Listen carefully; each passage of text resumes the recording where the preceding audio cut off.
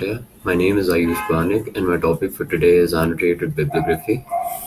Now, in order to understand what an annotated bibliography is, we need to understand both what an annotation is and what a bibliography is.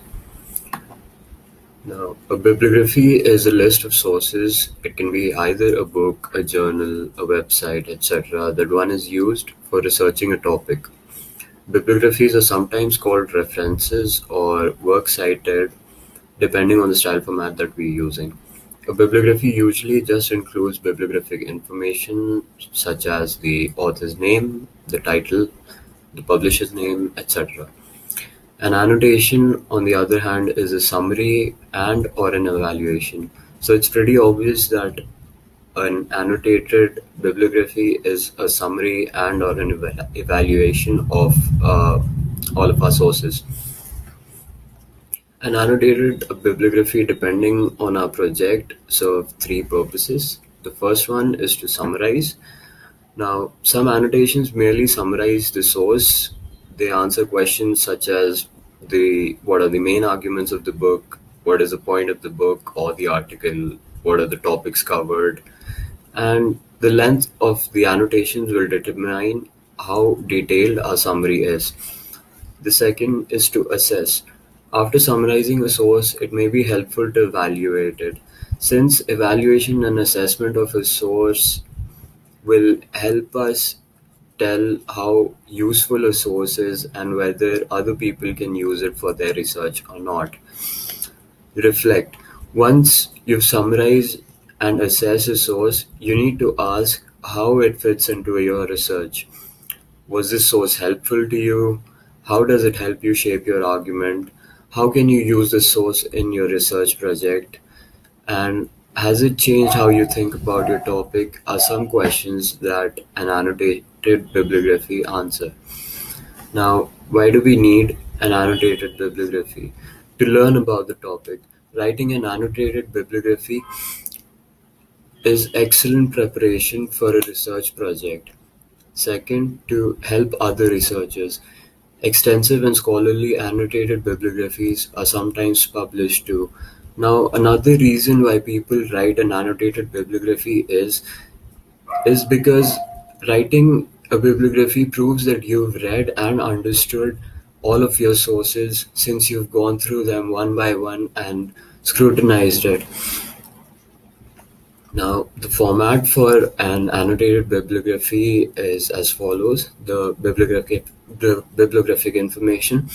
Generally, though, the bibliographic information of the source, the title, author, publisher, date, etc., is written either MLA or APA format, which we'll come to later. The annotations for each source are written in a paragraph form. The lengths of the annotations can vary from a couple of sentences to a couple of pages. Now, the general MLA guidelines. Annotations in this format often summarize or analyze annotations. Title your annotated bibliography, annotate as annotated bibliography or annotated list of works cited. Following MLA format, use a hanging indent for your bibliographic information. Now, what a hanging indentation means is that the first line is not to be indented and all the other lines are indented 4 spaces from the left margin. Begin the annotation immediately after bibliographic information of the source ends. Now, this is an example of an MLA formatted bibliography. Now, the general APA guidelines. According to the general APA guidelines, an annotated bibliography in an APA format do not require a special title, uh, unlike the MLA format. However, like MLA, APA uses the hanging indent, which means we have to space our content 4 spaces after the left margin after the first line. After the bibliographic citation, drop down to the next line to begin the annotation, but don't skip an extra line. Now, Here is an example of an APA format annotated bibliography.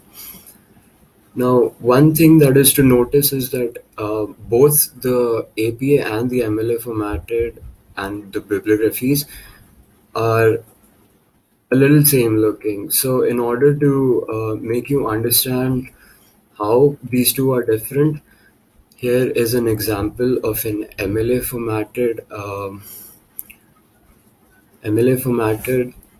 bibliography.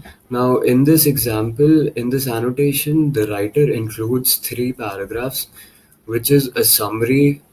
The first is the summary, the second being an evaluation of the text, and third being a reflection on its applicability on his or her own research, respectively.